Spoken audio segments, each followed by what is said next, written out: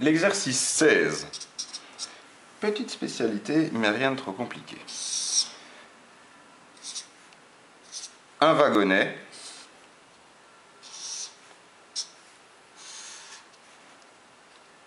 est tiré par un câble. Calculer l'effort normal dans le câble, la tension et les forces exercées par les rails sur les roues, les réactions. Les roues, on a les points A et les points B, ainsi que la tension à chercher. 3 inconnus d'entrée. La seule force agissante dans ce schéma, c'est la pesanteur. Quoique, la tension, c'est une conséquence, mais si on était en mouvement, on pourrait l'introduire. Donc nous avons ici une tension. Nous avons ici une réaction A, on est dans un picot glissant, donc on est perpendiculaire au plan, et une réaction en B. Cette fois-ci, pour le système d'axe, nous pouvons faire une petite variante. Comme souvent sur les plans inclinés, nous allons choisir un système d'axe dans le plan incliné, vu que les réactions et la tension sont déjà dans ce sens-là. Il nous faudra décomposer la pesanteur selon Y et la pesanteur selon X. Voilà, au niveau des forces et du schéma, nous sommes en ordre. Les inconnues, elles sont en rouge, donc vous avez T inconnu, RB inconnu et RA inconnu. Il nous faudra l'ensemble des systèmes, les 3 équations pour s'en sortir. Commençons. La somme des forces en X, si vous le voulez bien, est égale à 0. En X, la tension est simplement compensée par Px qui est en négatif. Donc la tension, c'est égal à Px. Facile. En Y, oui, en Y, j'aurais besoin des deux.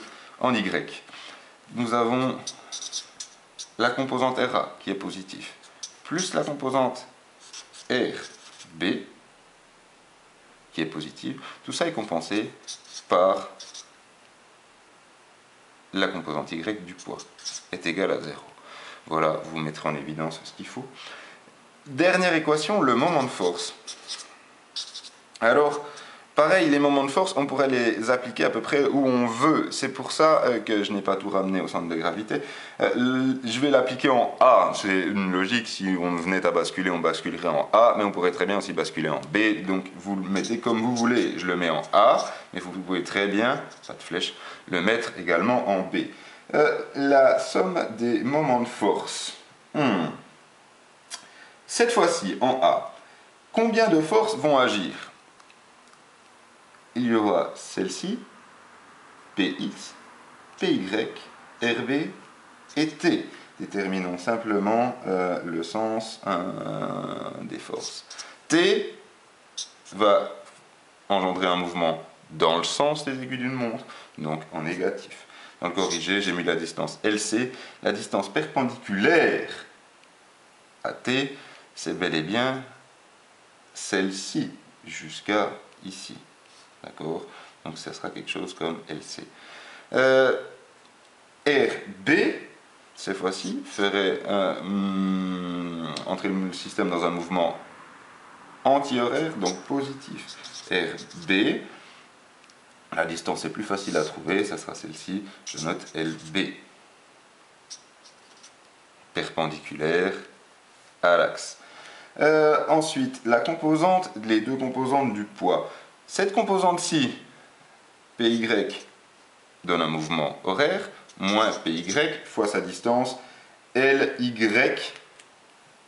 ça sera forcément cette distance ici, vu qu'on peut la déplacer sur sa droite d'action, toujours, clac, clac, clac, clac, clac, elle est toute ici, sa droite d'action en Y, donc sa composante, c'est bel et bien ce truc ici, LY.